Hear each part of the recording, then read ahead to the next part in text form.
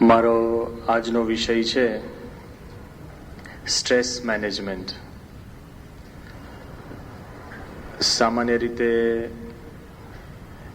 એક આપણે કલ્પના કરીએ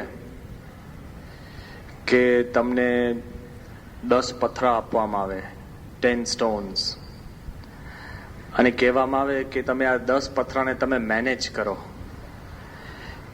કે 10 વર્ષ પછી હું પાછો આવીશ પણ તમારે આ 10 પથરા સાચવવાના છે. તો પથરા સાચવવામાં બહુ પ્રશ્ન નથી કે તમે જે ઠેકાણે એ પથ્થર મૂક્યા હોય ને અને 10 વર્ષ પછી પણ પાછા આવો તો એ જ ઠેકાણે તમને પથ્થર ત્યાં મળશે. જ્યાં મૂકે ત્યાં ટકે.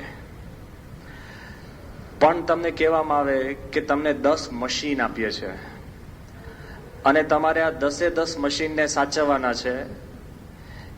ટાણે કટાણે ઓઇલ પૂરવાનું, ઇલેક્ટ્રિસિટી જાય તો પૂરી પાડવાની, મશીનના પાર્ટ્સ બગડે તો રિપ્લેસ કરવાના. તો તમારે દર અઠવાડિયે મશીનનું ધ્યાન રાખો તો મશીન 10 વર્ષ ટકે. પણ પછી તમને કે પથ્થર કરતા, મશીન કરતા તમને 10 ઉંદરડા આપવામાં આવે છે, 10 રેટ્સ. હવે જોજો, હા, કારણ કે મશીન તો જ્યાં રાખો ત્યારે સ્વિચ ઓન તો ઓન, બંધ તો બંધ અને શરૂ તો શરૂ. પણ ઉંદરડા, હા, ગમે ત્યાં ફરે, ગમે ત્યાં રહે, ગમે ત્યાં કરે. હોશિયાર માણસ હોય એને ઉંદરડાના કેજની અંદર પૂરી દે તો સચવાય, પણ ટાણે એને ખાવા આપવું પડે.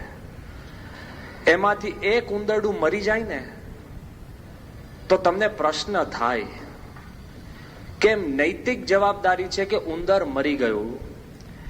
એક મશીન બગડે ને તેમાં નૈતિક જવાબદારી નથી. 10 માંથી 8 મશીન રહે ને 2 તૂટી જાય તો તમને લાગે વાંધો નહીં, મશીન છે, તૂટી ગયું. જ્યારે તમે જીવન જોડે ડીલ કરતા હો ને ત્યારે તમારે નૈતિક, માનસિક અને લાગણીની એની તમારી જવાબદારી હોય છે. પણ તમને કે 10 પથ્થર નહીં, 10 મશીન નહીં, 10 ઉંદર નહીં, પણ 10 નાના બાળકો, એક બાળક થાય ને તો એ બધા, હા, આખી રાત બગડે, બરાબર કે નહીં? અને 10 હોય તો 10 બાળકો જો હોય અને તમારે એને સાચવવાના હોય તો એટલા બધા મનમાં પ્રશ્ન શરૂ થાય. ઉંદર તો છે ને 2 દિવસ ભૂખ્યો રાખો ને તો કમ્પ્લેન નથી કરવાનો, બોર્ડ નથી લખવાનું કે હું ભૂખ્યો છું. અને બાળક રડા રડ ને આ તે. જો જેમ જીવંત વસ્તુ વધતી જાય છે એમ આપણી જવાબદારી ઝાઝી છે. પછી તમને કે તમને 10 મન સાચવવાની વાત કહું છું. હવે આવો મેદાનમાં. It's easy to take care of stones, machines, rats, even babies. પણ 10 મનને સાચવવાના હોય ને તો શ્રીજી મહારાજ ખુદ પોતે કે છે કે જેને માણસાઈ દઈને સાધુને રાખતા આવડે તો સાધુ રે, કેતા કે મન દઈને રાખતા આવડે તો રે. 10 મન સાચવવાની તો બાજુ પર રહો, તમારા ખુદનું મન સાચવવાની વાત આવે છે. હવે આવો, હા. એક શિષ્ય ગુરુ પાસે જાય છે અને ગુરુ કે તને પ્રશ્ન શું છે? તો શિષ્ય કે છે કે ગુરુ હું બધું કરી શકું છું. તો કે પ્રશ્ન શું છે? કે મારું મન એ નથી સાચવી શકતો. વિચાર કરજો કે most difficult is to take care of the mind. અને સ્ટ્રેસ મેનેજમેન્ટ એટલે શું? કે તમારી સ્થૂળ વસ્તુ, સમયની વસ્તુ, સંજોગોની વસ્તુ એને સાચવવા કરતા તમારા મન ઉપર સમય, સંજોગો, પરિસ્થિતિની જે અસર થાય છે ને એને સ્ટ્રેસ કહે છે. તમારે કોઈક કામ કંઈક કરવાનું હોય એ પ્રેશર કહેવાય. પણ એ પ્રેશરથી તમારા શરીર અને મન ઉપર અવળી અસર પડે ને તેને શું કહેવાય? સ્ટ્રેસ કહેવાય. પ્રેશર લઈ શકાય પણ સ્ટ્રેસ સહન કરી શકાતો નથી. કેવું છે કે મનનો ભાગ છે આમાં. પેલો કે આ માણસ 50 કામ કરી શકે, શાંતિથી કરી શકે છે, અને પેલાને 1 આપો ને તોય પરસેવે રેબઝેબ ને આમ પગ છે ને આમ જેલી થઈ જાય, આમ હાથ હલે, એમને બધા આમ હલવા માંડે. કેમ? પરિસ્થિતિ કેમ બદલાય છે? તો સામાન્ય રીતે લોકો સમજાવે છે કે તમને હું કહું આ લેખ લખજો અને તમે કહો હા સ્વામી લેખ લખીશ, પછી હું કહું 1 કલાકમાં લખવાનો, તો સ્ટ્રેસ, ટેન્શન શરૂ થઈ જાય. તમે કહો કે આ ટોપિક ઉપર તમે બોલી શકો એમ છો? કયું ટોપિક? એ કે દેશનો ઉદ્ધાર કેમ કરો, કે હા સ્વામી તો વાંધો ના આવે. એ કે 2 મિનિટમાં બોલવાનું છે, તો સ્ટ્રેસ. જરાક પણ તમને ટાઈમની એક ફેક્ટર આવે તો માણસને સ્ટ્રેસ ઉભો થતો હોય છે. ક્યાં સુધી કે ઘણા હરિભક્તો બહારના માણસો અમારા પાસે આવે કે સ્વામી મને છે ને બહુ ડેટ કહેતા કે દેવું ચડી ગયું છે. આપણે કે કેટલું? કે 2.5 લાખ. આપણે કે વાંધો નહીં, ભગવાન પૂરું પાડશે. કે સ્વામી કાલે આપવાનું છે. જો આ stress. Time is a very important factor. કોઈ પણ વર્ક તમે 10 વર્ષમાં કરી શકતા હોય, 1 મિનિટમાં ન કરી શકો, ઇટ ઇઝ સ્ટ્રેસફુલ. પરીક્ષા, બધાને એમ છે કે 12મા માટે હું તૈયારી કરું, પણ 2 દિવસ પહેલા સ્ટ્રેસ શરૂ થાય. કેમ? આખું વર્ષ તૈયારી ન કરી હોય. In 1 year you can manage, in 2 days you cannot manage. બીજી વાત છે કે તમારા મનની અંદર નાના મોટા ભય ઉત્પન્ન થાય ને સ્ટ્રેસ શરૂ થઈ જાય. જોજો, તમે રસ્તામાં ઘરે ચાલતા જતા હોય ને કોઈ વાંધો નથી, પણ કોક કે હવે આ રસ્તા ઉપર કોઈ ખૂની ફરકે છે તો પગલા સંભળાય, હા, અને ઝડપ વધે. કાંઈ જ ના હોય, એમને તમને એમ લાગે બિહામણું કોઈક પિક્ચર જોઈને નીકળ્યું હોય ને એમને બારી ખકડે. થાય છે કે નહીં? હા, થતું હશે તો સંતાડતા નહીં, વાંધો નહીં, પણ થાય જ. It is a natural process કે it is more to do with the mind than the body. ક્યાં સુધી હોય છે કે ઘણી વાર માણસને છે ને આમ પ્રશ્ન થયા જ કરતા હોય છે કે જ્યાં તમારી લાગણી ભેગાય ને, સામાન્યમાં સામાન્ય વસ્તુ હોય, કોઈ બહુ જ મોટો સર્જન હોય ને એને પોતાના સગા સંબંધીનું એપેન્ડિક્સનું ઓપરેશન કરવાની પણ મનાઈ કરે છે. કેમ? સ્ટ્રેસ. પેલો કે મેં તો આવા લાખો ઓપરેશન પાર પડી દીધા. એ કે સંબંધીનું છે? એ કે હા, નહીં કરવાનું. કેમ? લાગણી ઉમેરાય ને અને ગડબડી થાય અને તકલીફ થાય. If you cannot manage your mind તો તમને સ્ટ્રેસ ઊભું થાય જ છે. પણ પ્રશ્ન ક્યાં છે કે આપણે જે દુનિયામાં રહ્યા છે ને એ દુનિયામાં સ્ટ્રેસ લીધા વગર કોઈ પણ સફળતા પ્રાપ્ત જ નથી થતી. એમને બેઠા હોય, કાંઈ ન કરો ને તો કોઈ પ્રાપ્તિ નથી, કારણ કે દુનિયા એવી થઈ ગઈ છે. યોગી મહારાજ દ્રષ્ટાંત આપતા, એક ગામના પાદરે એક ગામડિયો માણસ શાંતિથી સૂતો હતો અને આપણા જેવો કોઈક શહેરનો સૂટેડ બૂટેડ વિથ ટાઈ એન્ડ શૂઝ આમ વ્યવસ્થિત આમ ત્યાં પહોંચ્યો પિન સ્ટ્રાઇપ પહેરીને, અને ત્યાં આગળ જઈને પહોંચ્યો. પેલો કે આરો કલાકથી આ મારો સૂતો છે. નહીં, ઘણા એવા હોય અમારા પાસે ફરિયાદ આવે કે સાહેબ 2 કલાકથી પહેલા જોઉં છું કાંઈ કરતો નથી. તો અમે ભાઈ તું 2 કલાકથી શું કરે છે? જોયા જ કરે છે ને. પાછો એ ગેરંટીડ હોય 2 કલાકથી જોતો હોય. પેલો તો કાંઈ નથી કરતો પણ તું કાંઈ નથી કરતો, તું એને જોયા કરે છે. પણ પેલા શહેરી માણસને એમ થયું કે આ માણસ 2 કલાકથી સૂતો છે, ત્યાં જઈને એને પગ મારે છે અને સેજ કે ગેટ અપ, ઉઠ. પેલો એકદમ જાગે, પગે ઉઠીને શું કરું? એ કે કામ કર. એ કે કામ કરું તો પૈસા મળે. એ કે પૈસા મળે તો ધંધો થાય. એ કે સારો ધંધો થાય તો પ્રેસ્ટીજ મળે. નામના થાય. એ કે નામના થાય તો લગ્ન થાય. કે લગ્ન થાય તો ઘર પછી તારે થાય. ઘર થાય તો કે પૂરતા પૈસા, પૂરતી પ્રેસ્ટીજ, પૂરતો ધંધો, સારી પત્ની, સારું ઘર, સિક્યોરિટી, પછી શાંતિથી તું શું? એ કે ભાઈ હું શાંતિથી જ સૂતો હતો, તે મને ઉઠાડ્યો. આખી આ લપ કરીને આફ્ટર 60 years મારે જો સુવાનું જ હોય તો હું સૂવું છું. હવે આ તો ખાલી એક દ્રષ્ટાંત આપ્યું કે આપણે આ દુનિયામાં કોઈ પણ ક્રિયા કરવી હોય ને તો સ્ટ્રેસ ઉભો થાય જ છે. પણ આપણે સૂઈ શકીએ ખરા એવી રીતના? હા, કારણ કે આપણે જે દુનિયાના ચક્રાવામાં ચડ્યા છે ને એ દુનિયાની અંદર કાંઈ ન કરવું ને વધારે જોખમી છે કાંઈ કરવું કરતા. લોકોની પ્રકૃતિ છે. જોજો, બસ સ્ટોપ ઉપર ઉભા હોય ને, કલાક ઉભા હોય ને તો આમ કંઈક બુક વાંચે, ભલે પાના જ ફેરવે, પણ આમ લાગવો જોઈએ કે હું બિઝી છું. આ ડોક્ટરની વેઇટિંગ રૂમમાં કેમ મેગેઝિન મૂકે છે બાજરિયા? કારણ કે બધા પેશન્ટ કલાક રાહ જોતા એમને એમ ફેરવે પાના, કાંઈ જ જોવે નહીં. ઘણા પાછા બીજા શોખીન હોય, સૂતા સૂતા પુસ્તક રાખે, હરામ છે એક પાનું વાંચતા હોય. પણ આમ લાગે કે છેલ્લી ક્ષણો પણ હું વેસ્ટ નથી કરતો. We want to look busy. આપણે એટલા બધા ક્રિયાના ચક્રમાં આપણે ઘૂસી ગયા છે કે અક્રિયા છે ને આપણને ફાવતી જ નથી, અને ક્રિયા કરીએ તો સ્ટ્રેસ થાય છે. કરવું શું? પીટરજી હેન્સન કરીને જે સ્ટ્રેસ મેનેજમેન્ટનો બહુ જ સારો લેખક એને એક પુસ્તકમાં લખ્યું છે, સાંભળવા જેવું છે. એને એવું લખ્યું કે બહુ જ માણસ કામ કરે ને તો હી બર્ન્સ આઉટ. નહીં, ઘણા એવા હોય એમને આ કરું તે કરું, કોઈ વખત એને સેકન્ડ ના હોય અને બર્ન આઉટ થઈ જાય. હમણાં જ 1998ની સાલની અંદર જાપાન, ધ બેંક ઓફ જાપાનનો ડાયરેક્ટર એને આત્મહત્યા કરી. અને એને આત્મહત્યા કરીને પછી એક નાની ચિઠ્ઠી મૂકી હતી. એ ચિઠ્ઠી શું લખ્યું હતું કે I was pushed to my limit, કે મારી આ જીવનમાં લિમિટ આવી ગઈ એટલે હું આત્મહત્યા કરું છું. જાપાનનો બેંક ઓફ જાપાનનો ડિરેક્ટર, કેટલો સક્સેસફુલ, પણ એટલી બધી સ્ટ્રેસ એના પર સર કરી ગઈ કે બર્ન્ટ આઉટ. માણસ ત્યાં ને ત્યાં ખતમ થઈ ગયો ને આપઘાત કરી દીધો. એની જ સામે આ પીટરજી હેન્સન એક બીજો પ્રસંગ ટાંકે છે કે અક્રિયા હોય ને, કોઈ પણ સ્ટ્રેસ નહીં તો માણસ ગાંડો થઈ જાય પાછો.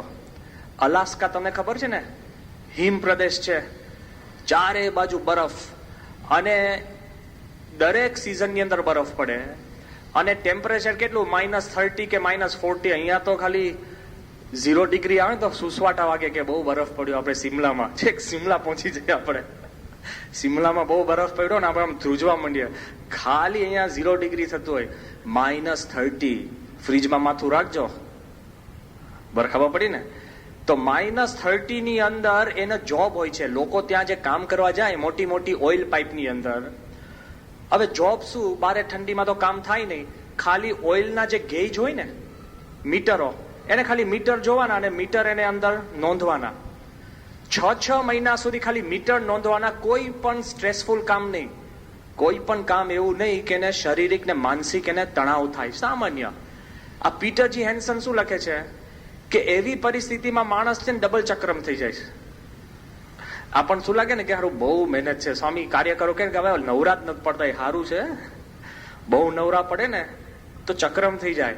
એને દ્રષ્ટાંત આપ્યું કે એ પરિસ્થિતિની અંદર અલાસ્કામાં ઓઇલ રિગ ઉપર એક રશિયન બીજા માણસ જોડે ચેસ રમતો હતો, અને એની અંદર એ ચેસ હારી ગયો ને તો પહેલી વાર સ્ટ્રેસ થયો એને. 6 મહિનામાં સ્ટ્રેસ જ નતો થયો. તો બાજુમાં કુહાડી હતી, કુહાડી લઈને પેલાનું માથું કાપી નાખ્યું અને અત્યારે જેલમાં છે. પેલો કે ભાઈ એ કે આઈ વોઝ સ્ટ્રેસ્ડ. જો માણસ સ્ટ્રેસ સહન નથી કરી શકતો તો એક જ વાર એને સ્ટ્રેસ ઉભો થાય ને તો પેલાનું માથું ઉડાડી દીધું. એટલે 0 સ્ટ્રેસ પણ બહુ તકલીફ વાળું છે, અને ટુ મચ સ્ટ્રેસ પણ બહુ તકલીફ વાળું છે.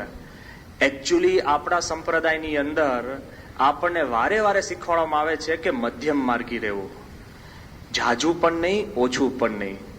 ગુણાત્યાન સ્વામી તો ત્યાં સુધી કે છે કે નિયમનો પણ અતિરેક ન કરવો. ઘણા બહુ છૂછા કરતા હોય ને, અમારા વખતમાં એક યુવક હતો, હવે એટલા બધા નિયમની આપણે છૂછાછ કરે, આમ કોક 5 થાળી દૂર હોય કઈ અડી ગયું ને તોય ના ખાય.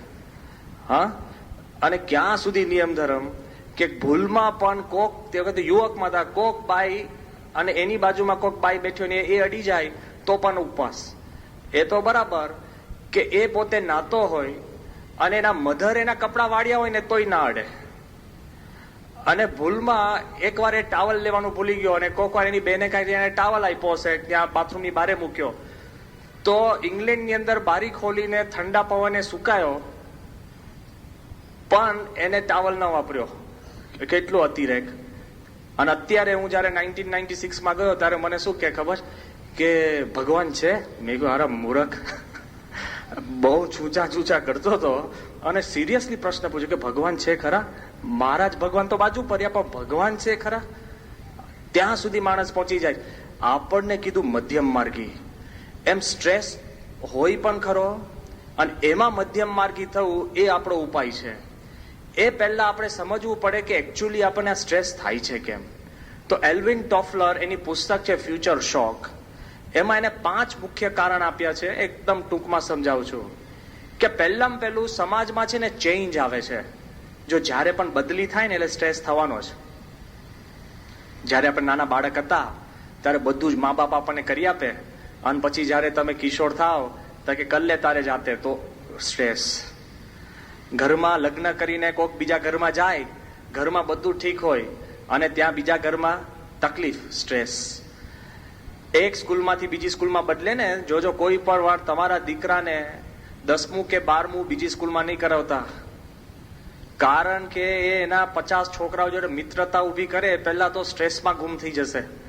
જ્યાં એના મિત્ર હોય ત્યાં પરીક્ષા સારી આપી શકે. આ બધું આ લોકો બધા વિચારીને કહેતા હોય છે. Stress, change create stress. તો કેવો ચેન્જ? કે પહેલા આપણે રૂરલ કહેતા ખેતી પ્રધાન જીવન હતું, અને હવે અર્બન કહેતા સિટી પ્રધાન જીવન છે. તો ખેતી પ્રધાનમાં કેવું હતું ખબર છે? આપણે જાતે વાવીએ, જાતે મહેનત કરીએ, અને આપણો પાક જેટલો થવાનો હોય એના પર કોઈનો હક નથી. ખ્યાલ આવ્યો ને? તમે જ ખુદ તમારા ઉપર જ આધારિત જીવન જીવો છો, એટલે શાંતિથી ઇઝી ગોઈંગ. અને શહેરની અંદર 50 જણ ઉપર ડિપેન્ડન્સ. ઇલેક્ટ્રિસિટી ડિપાર્ટમેન્ટની અંદર કોક ઊંઘતો હોય અને સ્વિચ ઊંધી પડી જાય અને તમારી લાઇટ જાય, પંખો જાય, ફ્રીજ જાય, ટીવી જાય, લાઇટ જાય, લિફ્ટ જાય, બધું તો એમને સ્ટ્રેસ થઈ જાય.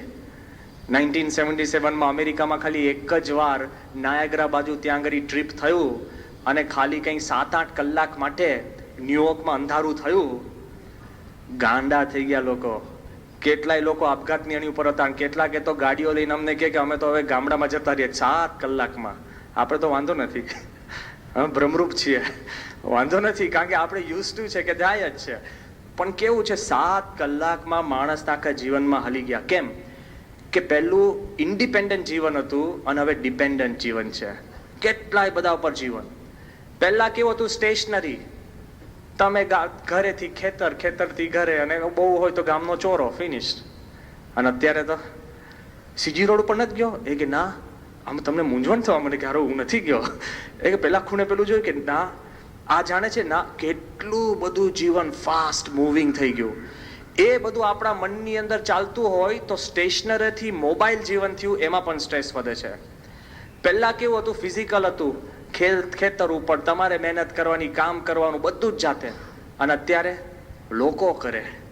હવે તો સ્કૂટરને કિક નથી મારવાની, આમ ચાંપ દબાણ સ્કૂટર ચાલુ થાય. પેલા કિક તો મારતા હતા, હા, હવે એ મારવાનું નહીં. ક્યાં સુધી બધું આગળ વધવા માંડ્યું. નાની ફેસિલિટીઝ કે કોઈ આપણને પેલો પ્રશ્ન ન થાય. એમ જોવા જાઓ તો ફિઝિકલમાંથી એકદમ બેઠાડું જીવન થઈ ગયું. જો ચેન્જ થાય છે ને, એમાં આપણને આખો સ્ટ્રેસ ઊભો થતો જાય છે. ચોથી વાત કરી કે પહેલા આપણું જીવન છે ને આઇસોલેટેડ હતું, અને હવે ઇન્ટરકનેક્ટેડ. તમે તમારા ખેતરમાં ઓછું પાકે તો ભોગ તમે એકલા જ છો. અને અત્યારે બીજાના પ્રશ્ન પણ આપણને ઉપડે. એકવાર એક સાધુ સભામાં મોડા આવ્યા, અને પેલા કીધું કે સાધુ મહારાજ કેમ અડધો કલાક મોડો થયો? સાધુ કે મારો વાંક નથી. પેલો કે કેમ? એ કે હું મોડો એટલો આવ્યો કે મારી ગાડીમાં પેટ્રોલ ખલાસ, અને પેટ્રોલની ટાંકી અમે સ્ટેશને ગયા તો ત્યાં પેટ્રોલ સ્ટેશનમાં પેટ્રોલ ખલાસ. કારણ કે જે ટાંકી લઈને આવવાનું હતું તે ટાંકીમાં પેટ્રોલ નહોતું. કેમ? કારણ કે જે શિપની અંદર ભારતમાં પેટ્રોલ આવવાનું તે શિપમાં પેટ્રોલ નહોતું. તો કે કેમ? કારણ કે ઓપેકમાંથી આપણને જે ઇન્ડિયાનો કોટા પેટ્રોલનો મળતો હતો એ મળતો મંજૂર ન થયો. કેમ? કારણ કે એક ભારતીય આપણો ડિપ્લોમેટ ત્યાં ઓપેકની મિટિંગમાં ટાઈમસર પહોંચ્યો નહીં, એટલે આ થયું. કે એક મૂર્ખ માણસ ત્યાં ટાઈમસર પહોંચ્યો ને એટલે હું મોડો થયું છું, મારો વાંક નથી. ઇન્ટરકનેક્ટેડ. ન જાણતા હોય, ન કરવું હોય તો પણ આપણા જીવન ઉપર એટલા બધાની અસર છે કે હમણાં જ આપણે જોઈએ ખાલી આ ટ્રક વાળા સ્ટ્રાઇક ઉપર ગયા તોય આપણને ટેન્શન થઈ જાય. એમ એટલું બધું ઇન્ટરકનેક્ટેડ છે કે એમને સ્ટ્રેસ ઉભો થતો હોય છે. અને પાંચમું કારણ આ ટોફલર આપે છે કે પહેલા છે ને સેલ્ફ સફિશિયન્ટ હતું, અને હવે કન્ઝ્યુમરિઝમ છે. પહેલા તમે તમારું ખેતર અને તમારું ગામ પૂરતું હતું, અત્યારે જે ટીવીમાં જુઓ ને એ જરૂર પડે જ. હા, જે તમે સાબુ વાપરતા હોય ને એડવર્ટિઝમેન્ટ વાળો કે આ નથી યોગ્ય, તો તમે લાગે બીજો ટ્રાય કરીએ. હા, કેટલી ખીલની દવા નીકળી અને તમે કેટલી ટ્રાય કરી, છતાંય ખીલ ગયા. એટલે હું કઈ નાસીપાસાની વાત નથી કરતો, ઇટ્સ અ પ્રોસેસ. હા, કેટલી દવાઓ નીકળે છે ઇન્ડિયામાં. મને આ આપણે રીતેશ ગઢિયાએ કીધું, કારણ કે છે ને કોસ્મેટિક ડિવિઝનમાં તો, કે ઇન્ડિયામાં વધુમાં વધુ કોઈ પણ દવા વેચાતી હોય ને તો ચામડી ધોળી કરવાની દવા વધુ વેચાય છે. એમાં બે વસ્તુ દેખાડે છે. એક તો ધોળી થતી તો નથી જ, બ્લીચિંગ, અને બીજી વસ્તુ શું છે, આપણે ઇન્ફિરિયર લાગે છે હજુ પણ બ્રિટિશ રાજમાંથી બહાર નથી નીકળ્યા. હા, આફ્રિકામાં કાળિયા છે ને સાબુ લગાડીને સાબુ સૂકવી દે એટલે ધોળો દેખાય. સાબુ તમે જોજો, ટ્રાય કરજો. સાબુ લગાડીને સૂકવશો ને સાબુ ધોળો થઈ જાય. એવી રીતના કાળિયા ધોળા થાય. અંદર તો ધોળા થાય જ નહીં. એ પરિસ્થિતિ હોય છે. પણ કેવું છે કે મેક્સિમમ કોસ્મેટિક્સની અંદર જે કાંઈ ક્રીમ વપરાય છે, it is to whiten the skin. કેમ કે સેલ્ફ સફિશિયન્ટમાંથી કન્ઝ્યુમરિઝમમાં જતું રહ્યું. જે તમારી પાસે છે ને તમને પૂરતું લાગશે જ નહીં. પૂરતું નહીં લાગે એટલે સ્ટ્રેસ ઊભો થશે. એટલે આપણને ખબર પડશે કે હકીકતની અંદર આ સ્ટ્રેસમાંથી બહાર નીકળવું હોય તો એવા અમુક ઉપાયો છે. એ ઉપાયોમાંથી માણસ બહાર નીકળે છે. તો જેમ આગળ વાત કરી તો પ્રથમ સ્ટ્રેસ શેનો છે? Time factor. ક્લિયર છે બધાને? તો આપણે એમાંથી બહાર નીકળી જઈશું. બીજો સ્ટ્રેસ છે એન્ટિસિપેટરી સ્ટ્રેસ, કે હોય જ નહીં, તમે કલ્પના કર્યા કરો. ખબર પડી ને? આમ કલ્પના આપણી ચાલતી જ હોય. કેવી કલ્પના? કે તમે પરીક્ષા આપવા જતો કે આ પ્રશ્ન આવશે કે નહીં, એ સ્ટ્રેસમાં ઘૂસી જાય. ઘણા મારી પાસે સંતો સ્વામી આશીર્વાદ આપો ને, કે શું કે જે તૈયાર કર્યું છે આવે. તૈયાર છે આશીર્વાદ વાળો પણ, કે તૈયાર કર્યું એ જ આવે. કેમ? આપણને એની ચિંતા છે. એન્ટિસિપેટરી સ્ટ્રેસ. કેવી રીતના? પિતા હોય અને એનો દીકરો કંઈક ગયો હોય તો એમને એમ ચિંતા કર્યા કરે. 5 મિનિટ મોડો પડે કે કદાચ બસમાં એક્સિડન્ટ થયો હશે, કોઈક લઈ ગયું હશે, રિક્ષામાં તો કોઈક ચોરી ગયું હશે, એમને સ્ટ્રેસ થયા કરે. ઘણી આવી પ્રકૃતિ હોય છે. વગર વાંકે એમ ચિંતા કરે. આકાશના તારા જોઈને તોય ભાર લાગે, બહુ ભારે છે ઉપર. પણ ઉપર છે ને યાર, તારા ઉપર ક્યાં છે? એમને એમ ચલ્યા કરે. ઘણા એમને એમ ફરતું હોય બધું. એન્ટિસિપેશનની અંદર માણસને સ્ટ્રેસ વધારે આવતો હોય છે. આ એક્સપેરિમેન્ટ ક્યારે કર્યો? કે બીજા વિશ્વયુદ્ધની અંદર ઇંગ્લેન્ડ ઉપર, લંડન ઉપર જર્મન પ્લેનના બોમ્બિંગ થતું હતું. સતત બોમ્બિંગ શરૂ થાય ને એટલે સાયરન વાગે. ખબર છે ને? આપણે અહીંયા આગળ પણ જો કે પ્લેન આવે એટલે તમારે આમ પેલી મોટા સાયરન વાગવા માંડે, જેથી કરીને તમારે લાઇટો બંધ કરી દેવી, બધા આમ સુઈ જવું ને બિલ્ડિંગમાંથી ખસી જવું, એવી બધી પ્રક્રિયા હોય છે. હવે જોજો કે એક લંડનના એરિયા ઉપર સતત બોમ્બ પડે અને એક એરિયા ઉપર સાયરનો વાગે. સાયરન તો વાગે, બોમ્બ ન પડે. જ્યારે યુદ્ધ પતી ગયું ને પછી આ લોકોએ 2 પ્રકારની પબ્લિકનો એનાલિસિસ કર્યું, કે જે જગ્યાએ સતત બોમ્બ પડતા હતા ને ત્યાં લોકોને સ્ટ્રેસ ઓછો હતો, કારણ કે નક્કી હતું કે સારો બોમ્બ પડવાના જ છે. અને જે જગ્યાએ સાયરન વાગતા હતા ને બોમ્બ નતા પડતા ને, એને કે પડશે એ જે થાય ને, કે એમાં લોકોને છે ને સ્ટ્રેસથી રોગ ઝાઝા થયા. ઊંધું હોવું જોઈએ. બોમ્બ પડે ત્યાં ભય ઝાઝો હોવો જોઈએ. પેલો કે ના એ પડ્યો, ધપ પતી ગયું. જોજો આપણે ખુરશી પર આમ હોય ને, પડી જાય ને તો વાંધો નહીં, આમ પડું થયે ને આમ ગભરાટ થઈ જાય. પડી ગયા હોય ને તો દેર ઇઝ નો પ્રોબ્લેમ. પડી ગયા બસ. અને આમ થઈને આમ જેમ તમે પાછા બેલેન્સ રીગેઇન કરો તો શું થાય? એડ્રેનાલિન નીચવાઈ જાય, આખો આમ છૂટી જાય, આમ હાલે ઓહો આમ ચારે બાજુ આમ પરસેવો ને એવું બધું થઈ જાય. એટલે આ લોકો કહે છે કે એકચ્યુઅલી પ્રોબ્લેમ કરતા એન્ટિસિપેટરી સ્ટ્રેસ, કાલ્પનિક જે ભય છે એનું મગજ અને શરીર ઉપર અનંત ઘણી ઝાઝી અસર થાય છે. આ એક્સપેરિમેન્ટ એ લોકોએ કર્યો. ત્રીજું એ લોકો શું કહે છે? Situational stress.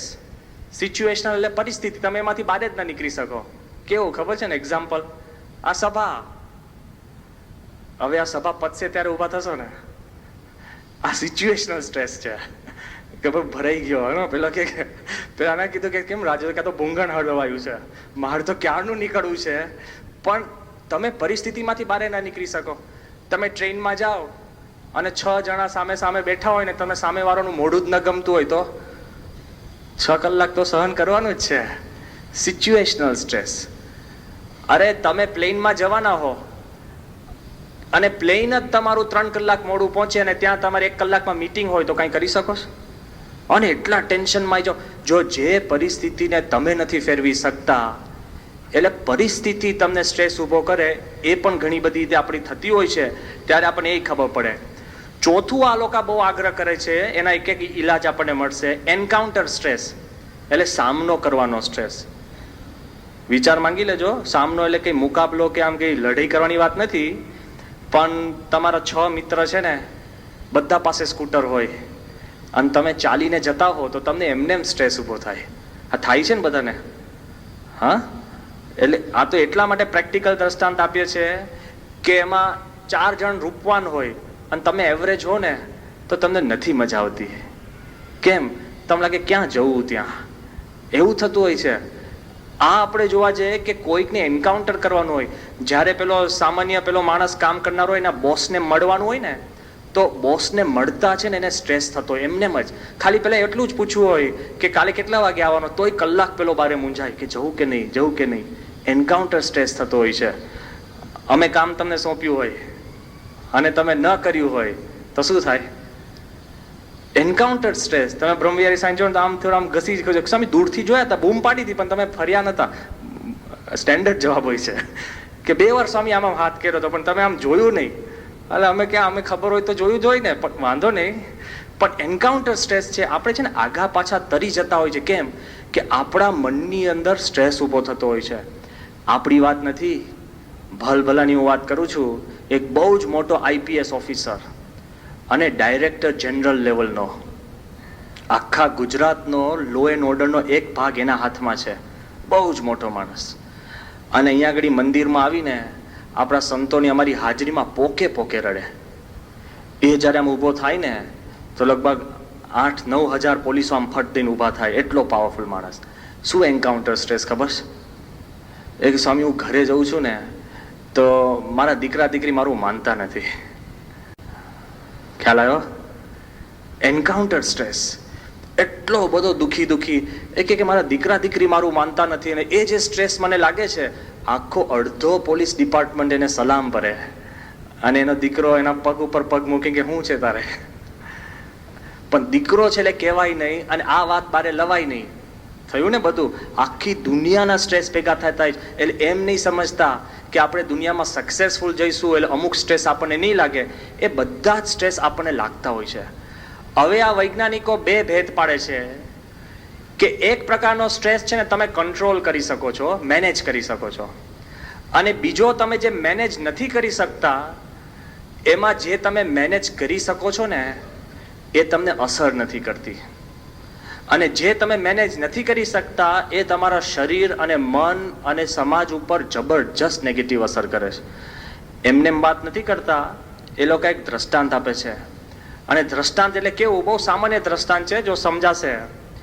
તમે બધા રેસિંગ કારની આખી ટ્રેક જોઈ છે ને? સામાન્ય ગાડી નહીં, ફોર્મ્યુલા 1 ખબર છે? મોટા મોટા વ્હીલ હોય ને ગાડી એકદમ ચપટી હોય. ખ્યાલ આવ્યો ને બધાને? જો નહીં ખ્યાલ આવ્યો તો આખું બમ્પર જશે પાછું. ખ્યાલ આવ્યો? આવડા મોટા વ્હીલ હોય અને આગળ નાના વ્હીલ હોય, એ આખી ફોર્મ્યુલા 1 રેસિંગ કાર, બરાબર? એમાં કેવું હોય કે 10 લેપ એ કરે, ઝટ ઝટ ઝટ 400 કિલોમીટર પર અવર આમ જાય ગાડી, ફટ ફટ ફટ, બરાબર? અને પછી છે ને 30 સેકન્ડ માટે ગાડી ઊભી રાખે. એટલે બીજા બધા એના વ્હીલ ચેક કરે, એનું પેટ્રોલ ચેક કરે, એનું મશીન ચેક કરે. એને શું કહેવાય? Pit stop. પિટની અંદર ગાડી ઊભી રાખે અને પેલો ફટાફટ બધું ચેકિંગ કરતા હોય, બ્રેક, મશીન, વ્હીલ બદલો તો વ્હીલ બદલે. આમ ના 15-20 સેકન્ડની અંદર વ્હીલ બદલી કાઢે. એટલા ફાસ્ટ માણસ હોય આખું. એ પિટ સ્ટોપ ઊભી રાખે અને પછી ગાડી ફરીવાર 10 લેપ્સ કરે. હવે આ લોકોએ એક પ્રયોગ કર્યો કે 400 કિલોમીટર પર અવર તમારે જો ગાડી ફેરવવી હોય તો કેટલું સ્ટ્રેસ લાગે. હેપતાઈ જાય ને, હૃદય સ્ટોપ થઈ જાય. એટલે એના મસ્તક ઉપર, શરીર ઉપર, હૃદય ઉપર ચારે બાજુ સેન્સર મૂકી દીધા ડ્રાઈવરના. અને એને પર્સ્પિરેશન ટેસ્ટ, બધું ટેસ્ટ, આખું સ્ટ્રેસ માટે ટેસ્ટિંગ ચાલે. એને ખબર શું પડી ખબર? રિઝલ્ટ સાંભળવા જેવું છે. બહુ વિચિત્ર રિઝલ્ટ આવ્યું. કે જે 400 કિલોમીટર ઉપર જ્યારે માણસ ફરતો ત્યારે જે શરીર પર સ્ટ્રેસ હતો એના કરતા જ્યારે 30 સેકન્ડ ગાડી ઊભી રહેતી હતી ને ત્યારે વધારે સ્ટ્રેસ હતો. જ્યારે 0 હતો ત્યારે મેક્સિમમ સ્ટ્રેસ અને 400 કિલોમીટર પર ફરે ને ત્યારે મિનિમમ સ્ટ્રેસ. તો કેમ ખબર? કે એ 400 કિલોમીટર પર જ્યારે ગાડી ફરતો ને ત્યારે કંટ્રોલ એના હાથમાં હતો. અને જ્યારે 30 સેકન્ડ ગાડી ઊભી રહે ને ત્યારે કોક બીજો વ્હીલ બદલતો હતો, કોક બીજો પેટ્રોલ નાખતો હતો, કોક બીજો બ્રેક ચેક કરતો હતો. એટલે પેલા ડ્રાઈવરના મનમાં સ્ટ્રેસ અનંત ગણો થઈ જાય. એ કે હારું બરાબર હશે કે નહીં, વ્હીલ ખોટું નાખશે તો હું ગબડી જઈશ. સમજ્યા? એ કે પેલું છે ને it was controlled, so no problem. અને પેલી 30 સેકન્ડ વોઝ અનકંટ્રોલ્ડ, એટલે ફૂલ પ્રોબ્લેમ્સ. એમ આપણા જીવનની અંદર કોઈ પણ શરીરમાં કે મન શું કે છે કે સ્ટ્રેસ કેવી રીતના રિલીવ કરવો, એ પણ બહુ વિચારવા જેવું છે. પછી સત્સંગ શું કે છે આપણે જોઈએ. બહારના લોકો શું કહે છે કે બધા સ્ટ્રેસ પ્રકારના સ્ટ્રેસ છે, એમાં પહેલો સ્ટ્રેસ જે આગળ બધી વાત કરીને, તો એ લોકો ઉપાય આપે છે કે તમારે સ્ટ્રેસમાંથી બચવું હોય ને, હરિભક્તો બધા, તો ફર્સ્ટ એ કે બાય અ ક્વાયટ હોમ, એકદમ શાંત સારી જગ્યાએ શાંતિથી રહેવાય એવું એક ઘર લો. કારણ કે છે ને જીઓપેથિક સ્ટ્રેસ હોય છે લોકોને. જીઓપેથિક સ્ટ્રેસ એટલે કે ઘર ન ગમે. હા, બહુ બોલીશો પાછું શરૂ થઈ જશે. એનો એ જ રંગ હોય, હા, પડદા ફાટેલા હોય, ઘરના આંગણામાં કચરો હોય, કે બાજુમાં કૂતરું રોજ સવારે વાવ વાવ કરતું હોય, હા, કે બાજુના પડોશી ઝઘડતા હોય, ત્રીજા ઘરમાંથી લસણની વાસ આવતી હોય. આ તો બધું હોય છે. અને સતત તમને 10 વર્ષ સુધી એનું એ જ દ્રશ્ય ભટકાતું હોય ને, આ તો ક્યાં શું કે એની એ જ નદી જોવાની હોય. નદીથી કંટાળી જાય લોકો. આપણને લાગે નદી કિનારે જાય, લોકો કંટાળે છે એના એ જ પહાડો. એ કે આપણને પોતાના ઘર, પરિસ્થિતિ, રંગ, પહાડો, નદી એટલું બધું સ્ટ્રેસ ઊભું કરે. જીઓપેથિક એ કે બાય અ ક્વાયટ હોમ, સારી શાંત જગ્યાએ એક ઘર ખરીદો. હવે ખરેખર આપણે કરી શકીએ એમ છે? હા, પેલો કે સ્વામી 2.5 લાખ કે 25 લાખનું ઘર લઉં ને તો પૈસાના સ્ટ્રેસે મરી જાઉં. આપણે તો બહુ સમજવા જેવું છે ભારતમાં. તો એક સ્ટ્રેસથી બચવા બીજો સ્ટ્રેસ ઊભો થાય, ને ત્રીજાથી બચવા આ તો છે ને, જે માણસ પેલો ઉધારમાં ગયો હોય ને, પછી વ્યાજે પૈસા લાવે તો એ વ્યાજ લેવા બીજે વ્યાજે, ત્રીજે વ્યાજે, ચોથે વ્યાજે, એટલે ખલાસ, ફિનિશ્ડ, જીવતો મરી જાય. એટલે મને લાગે છે આ પરદેશનો ઉપાય આપણને બહુ સેટ થાય એવો નથી. છે કોઈને? કલ્પના કરવાની, આંખો બંધ કરીને ઘર વિચારજો. હમણાં કોઈ બહુ લેવા જેવી જરૂર નથી, કારણ સ્ટ્રેસ થઈ જાય. બીજું એ લોકો વાત કરે છે કે ગેટ અ પેટ, એટલે કૂતરું બલાડું પાડો. કારણ કે અત્યારે શું પરિસ્થિતિ ખબર છે ને, કે લોકોને સ્ટ્રેસ કેમ થાય કે બોસ પોતાનું માને નહીં, પછી ઘરમાં પત્ની માને નહીં, પછી દીકરા માને નહીં, દીકરી ના માને, પાડોશી ના માને. એક કૂતરું બલાડું તો તમારું માનશે, એટલે કૂતરું બલાડું રાખો. આ ફેક્ટ છે કે પરદેશની અંદર લોકો કૂતરા બલાડા કેમ રાખે? માને તો ખરા કે સીટ એટલે સીટ, સ્ટેન્ડ એટલે સ્ટેન્ડ. એક લાકડી નાખે 4 વાર, એટલે પેલો લઈને ફટફટ આવી જાય, એટલે પેલું લાગે કે હા બરાબર, સ્ટ્રેસ રિલીવ થાય છે એમાં. આ લોકો ઊંડા ઉતર્યા છે કે ઘરમાં છોકરાને પાણી લાગે લઈ આવો ને, કૂતરાને કહેશો તો પપ પપ કરીને ભાગશે પાછો. સમજાય છે આ કે ગેટ અ પેટ. અને એકચ્યુઅલી એ લોકોએ એક્સપેરિમેન્ટ કર્યું કે એક છોકરી 50 જણની સામે એક કવિતા વાંચતી હતી, અને પહેલી વાર કવિતા વાંચતી હતી એટલે એને સખત સ્ટ્રેસ ને ચારે બાજુ વાયર્ડ અપ કરી હતી, એનું સ્ટ્રેસ લેવલ મેજર થતું હતું. અને અડધી કવિતા વાંચીને એમાં એ લોકોએ એની છે ને પાડેલી બિલાડી છોડી, અને બિલાડી કૂદકા મારતી મારતી સીધી એ છોકરીના ખોળામાં આવી ગઈ. અને પછી જે અડધી કવિતા એને વાંચીને તો આખું સ્ટ્રેસ લેવલ એકાદ કે છે કે ક્વોટર્ડ 75% સ્ટ્રેસ એનો ઓછો થઈ ગયો. કેમ કે એની બિલાડી એના પર હાથ ફેરવતી હતી, તો અડધી કવિતા એકદમ સ્ટ્રેસલેસ ગઈ. એટલે શું કે છે? ગેટ અ પેટ. બિલાડી તો માનશે અને કૂતરું માનશે. હા, વિચાર કરજો, જો આગળ આવે છે બધું શાંતિથી, એકદમ કૂદકો નહીં મારતા પાછા. ત્રીજો એ લોકોએ ઉપાય કાઢ્યો છે કે જે સ્વામી સાથે આપણે ચર્ચા કરી, કે 1992 ની અંદર એ લોકોએ વિચાર કર્યો કે અમેરિકામાં બિઝનેસ છે ને કટ થ્રોટ કોમ્પિટિશન, તમારો મિત્ર જ તમને વેતરી જાય એ પરિસ્થિતિ. તમારો એકદમ આદર્શ પેલો એમ્પ્લોય હોય ને 4 મહિનામાં પોતાની ફર્મ ખોલી નાખે, એટલો બધો સ્ટ્રેસ લેવલ ને પાવર ને સ્ટ્રગલ ને કોમ્પિટિશન ચાલે.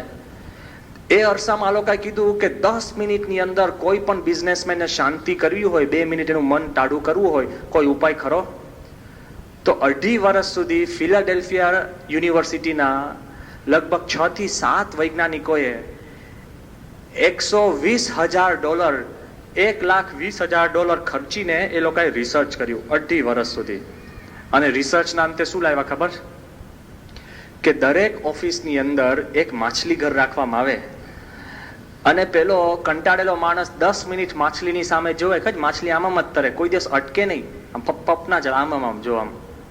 હા, તો કે 10 મિનિટ માછલી સામે આમ જોયા કરે ને તેનું મન શાંત થાય.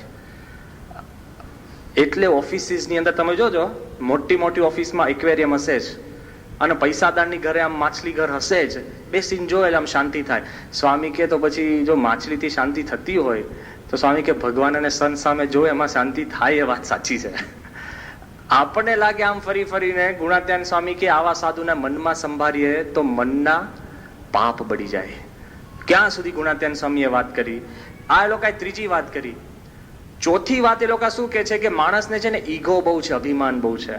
જરાક પણ પોતાનો અભિમાન ગવાય ને એટલે સ્ટ્રેસ ઉભો થતો હોય છે. એમને એમ લિસ્ટ વાંચવાની શરૂઆત કરે ને તમારું છઠ્ઠું નામ બોલાય ને તો તમને આમ ટેન્શન થઈ જાય કે આમ મજા નથી આવતી. હા, કેટલી નાની વાત. તમે બિલ ક્લિન્ટન નથી ને એની ચિંતા નથી, પણ પેલો ચા આપવા આવે ને તમને ભૂલી જાય ને એની ચિંતા જાજી જ. કારણ પેલો મને ભૂલી ગયો. હા, અને નાની નાની વસ્તુ આપણને દુઃખ દેતી હોય. આપણે કે બહુ જ મોટા જ્ઞાની નથી એની ચિંતા નથી, પણ નાની નાની બાબતમાં આપણે રહી જઈએ છે ને એનું ટેન્શન વધારે હોય છે. સ્ટ્રેસ, અભિમાન છે, ઈગો છે. તો હવે આ લોકો શું ટ્રાય કરે છે ખબર છે? કોઈ પણ માણસ ઘરે આવે અને 10 મિનિટ ટીવી સામે બેસે ને એનો સ્ટ્રેસ રિલીવ કરે એવા પ્રોગ્રામ ઊભું કરે છે. કેવા? તેવું કે છે કે પર્સનલાઇઝ ચેનલ. આપણે ત્યાં તો 10-15 વર્ષે આવશે, પણ પર્સનલાઇઝ ચેનલ એટલે શું કે પેલો માણસ જ્યારે પોતાના ઘરમાં આવે, ભલે 9 વાગ્યાની બદલે 10 વાગે આવે, તો 9 વાગ્યાના જે સમાચાર હોય ને તો એ કમ્પ્યુટર ઉપર રેકોર્ડ થઈ ગયા હોય. એની જ મુખ મુદ્રા, એનો જ આકાર, બાય હોય કે પુરુષ, એમાંનું નામ બોલાય. કમ્પ્યુટરમાં તો જનરેટ કરી શકે આખું. પછી એકદમ એવો આવે પછી કે ઓ એ કે હલો જોન, એટલે પેલો જોવે કે વાહ, એટલે ટીવી વાળો જ જોવે, નામ દઈને બોલાવે. અને કે oh I have been waiting for you since 1 hour, તારાથી 1 કલાકથી હું તને રાહ જોઉં છું. કેમ? એ કે આજે મોડું થયું? પૂછે પાછો પ્રશ્ન. એ કે ચાલ તને આજના ન્યૂઝ કહું કે ટર્કીમાં અર્થક્વેક થયો, ઓરિસ્સામાં વાવાઝોડું આવ્યું. ઓહો, પછી જો ચર્ચા કરતો જાય. 9 વાગ્યાના ન્યૂઝ 10 વાગે આવે અને પેલાનું નામ દઈને ન્યૂઝ બોલે, ગલગલિયા થાય કે નહીં? હા, જો આપણને નથી તોય મજા આવી ગઈ બધાને. તમે આવો ને કે ઓહો બહુ અઘરું હતું દિવસ, એમ છે. એવી રીતના કમ્પ્યુટર જેનરેટેડ પર્સનલાઇઝ ચેનલ, એનો કે સ્ટ્રેસ, ઈગો વધારે, એને કરીને તમારો સ્ટ્રેસ ઓછો થાય. એવી રીતના એ લોકો પોતે મનથી વિચાર કરતા હોય છે. આ બધા ઉપાય છે ને પરદેશના છે.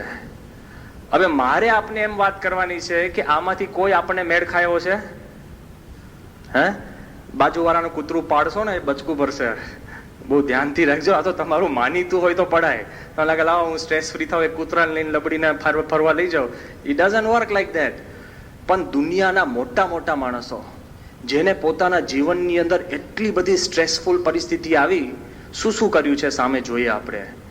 તમને ખ્યાલ હશે કે 1945ની સાલની અંદર એટમ બોમ્બ બનાવ્યો. એટમ બોમ્બનો જે પ્રોજેક્ટ હતો એ સોંપાયો તો કોને? રોબર્ટ ઓપનહાઈમરને. એ જર્મન માણસ, અમેરિકન, અને એને એટલું બધું એ લોકોએ લગભગ 1.2 બિલિયન એટલે લગભગ $1.25 અબજ ખર્ચો કરીને ખાલી ટેસ્ટ કરવાનો હતો. બોમ્બ તો પછી બને, $1.25 અબજ તો ટેસ્ટિંગ. એ ઓપનહાઈમરને અમેરિકાના પ્રેસિડેન્ટ ટ્રુમેને વાત કરી, એક પત્ર લખ્યો કે આપણે બોમ્બનું ટેસ્ટિંગ તમે 14 જુલાઈએ કરજો. 14 જુલાઈ. ઓપનહાઈમર એને પત્ર પાછો લખ્યો કે બોમ્બનું ટેસ્ટિંગ છે ને 16 જુલાઈ પછી થશે. પેલો પાછો પત્ર લખે છે કે હું અમેરિકાનો પ્રેસિડેન્ટ છું, પૈસા હું કાઢું છું, એટલે 14 જુલાઈ ટેસ્ટિંગ થવું પડશે. પેલો કે બોમ્બ મારે ફોડવાનો છે, 16 જુલાઈ પછી ટેસ્ટિંગ થશે. પેલાને 15મી જુલાઈએ છે ને સ્ટેલિન અને ચર્ચિલ જોડે મીટિંગ હતી કે બીજા વિશ્વયુદ્ધનું શું કરવું, કારણ કે વિશ્વયુદ્ધ તો ચાલતું હતું જ અને બધા આખી દુનિયામાં ટેન્શન હતું. આને પ્રશ્ન એ હતો કે મારે આ બોમ્બ $1.25 અબજનો પ્રોજેક્ટ છે, આમ ફૂટવો તો જોઈએ ને બરાબર. એક્સપેરિમેન્ટ હતું, ક્યાંથી ફૂટે? અને છેલ્લું વીક એનું જે વર્ણન આપ્યું છે ઓપનહાઈમર, એકદમ આપણે કે ને કે આમ સુનમૂન, બોલે નહીં, બોલે તો ઝઘડે, કોકનો વાંક હોય 5ને વઢે, આખું એનું વર્ણન આપ્યું છે. એટલું બધું ટેન્શન કે અમેરિકાની ગવર્મેન્ટને એમ થયું કે આ છેલ્લા અઠવાડિયામાં ઓપનહાઈમરનું છસકી જશે. દુનિયાનો બેસ્ટ વૈજ્ઞાનિક બોમ્બ બનાવે છે, એને લાગ્યું છસકી જશે. એટલે શું કર્યું ખબર છે? CIA માંથી ગ્રોવર અને 2 માણસોએ એ લોકોએ ઓપનહાઈમર ઉપર મૂક્યા. અમેરિકાએ પોતાના જ વૈજ્ઞાનિકની તપાસ રાખવા માટે 2 માણસને મૂક્યા. શું તપાસ રાખવાની ખબર છે? એ શું જમે છે, કેવું બોલે છે, કોની જોડે વાત કરે છે, હસે છે, કેટલી વાર બૂમાબૂમ કરે, કેટલી વાર ઝઘડે છે. 1 અઠવાડિયા સુધી ઓપનહાઈમર ગાંડો નથી થઈ ગયો ને એ ટેસ્ટ કરતા હતા. બોલો, છેલ્લા અઠવાડિયામાં ગાંડો થઈ જવાની એની પર હતા એટલે ટેસ્ટ કરે. એમ 2 જણા કોન્સ્ટન્ટ મોનિટર કરે. પછી છેલ્લા કંઈક 3-4 દિવસ બાકી હશે ને ઓપનહાઈમરના કંઈક 20 વર્ષ જૂના મિત્રો ટેન્શન રિલીવ કરવા મિત્રો બોલાવ્યા એક તો ક્યાંક પોલેન્ડ બાજુ હતો ને એક તો કંઈક એલે બાજુ હતો. ઓપનહાઇમર જોઈને ખુશ થઈ ગયો કે તું કેમ આવ્યો? કે બસ તને ખાલી મળવા જ આવ્યા. છેલ્લા 2 દિવસમાં ટેન્શન રિલીવ કરવા એના મિત્રો ક્યાંથી લઈ આવ્યા? આ બધું અમેરિકાની ગવર્મેન્ટ કરે, આનું ટેન્શન રિલીવ કરવા. અને વર્ણન કરે છે કે છેલ્લો દિવસ અને સવારના 5:30 વાગે બોમ્બ ફોડવાનો હતો. રાતના એ લોકોએ બોમ્બ ચઢાવ્યો, કારણ કે ઉપરથી તો નખાયો હતો નહીં. 100 ફૂટ આકાશની અંદર અને લબડતો હતો બોમ્બ. એટલે એને ટેન્શન કે ગમે ત્યારે લપસે એને પડે, ખૂડતો બોલાઈ જાય ને આમ લબડે. અને જબરજસ્ત વાવાઝોડું અને વરસાદની આમ હેલી, અને કોઈ કાળે વરસાદ પડે એમ નતો. આમ શું આમ બંધ થાય એવું નહીં. 3:30-4 વાગે વરસાદ થોડોક આથમ્યો અને પછી એને હતું કે આપણે 5:30 વાગે બોમ્બ ફોડીએ, એટલે કે 10,000 મીટર દૂર જઈને ઓપનહાઇમર ત્યાં બેઠો. અને જે બોમ્બ ફોડ્યો ને એને 0 આવરે, અને બોમ્બ સક્સેસફુલ ગયો અને બધા જ આમ આંખમાં આંસુ ને બધું. અને ઓપનહાઇમર છે ને હલી ગયો આખો. બાજુમાં એક થાંભલો હતો, એ થાંભલો એને પકડી લીધો, આખું શરીરનું બેલેન્સ ગયું. ત્યારે એક રિપોર્ટર ઓપનહાઇમરને જોતો હતો ને એને પ્રશ્ન પૂછ્યો કે ઓપનહાઇમર, કે તું શરીરે આમ હલી ગયો પણ તારા મનમાં શું વિચાર આવ્યો? તો એને શું કીધું ખબર છે? જર્મન માણસ, અમેરિકન વૈજ્ઞાનિક, દુનિયાનો પહેલો બોમ્બ બનાવનાર, 1.25 અબજનો ખર્ચો, અમેરિકાના પ્રેસિડેન્ટને કહે કે તું નહીં, હું નહીં કરું, એટલો પાવરફુલ માણસ. એને કીધું મારા મનની અંદર પ્રથમ છે ને ગીતા યાદ આવી. અને ગીતાનો કૃષ્ણનો શ્લોક છે કે time I am the shatterer of the world, કે time I am the shatterer of the world. એને ગીતા એક મેં જયારે ગીતા યાદ આવીને ગીતા ઉપર મારું મન મૂક્યું ને ત્યારે થોડીક મને શાંતિ થઈ. દુનિયાના સારામાં સારા માણસો આપણા શાસ્ત્રનો આધાર રહીને પોતાની મૂંઝવણ ટાળતા હોય છે. શોપનહાવર બહુ જ મોટો બુદ્ધિશાળી વૈચારિક, અને એ જયારે અંત અવસ્થા ઉપર હતો ત્યારે બૂમાબૂમ કરવા માંડ્યો કે હે ભગવાન, હે ભગવાન. પેલો કે તારી ફિલોસોફીમાં ભગવાન છે જ ક્યાં? એ કે પણ દુઃખમાં છે ને ભગવાન વગરની ફિલોસોફી અપૂર્ણ કહેવાય. કે દુઃખમાં એ કે તું શું યાદ કરે છે? કે Upanishad, solace of my life, solace of my death. શોપનહાવરના પ્રશ્નની અંદર એને સહાય કોણે કરી? ઉપનિષદ. ઓપનહાઇમરને ગીતા.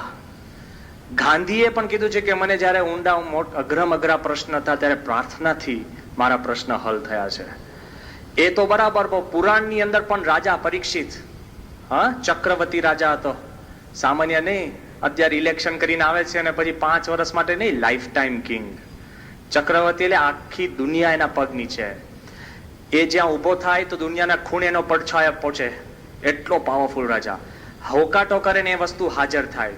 અને જ્યારે એને કીધું કે 7 દિવસમાં તારું મૃત્યુ છે, ત્યારે બેગર થઈ ગયો ને, બીકેમ ભિખારી બની ગયો.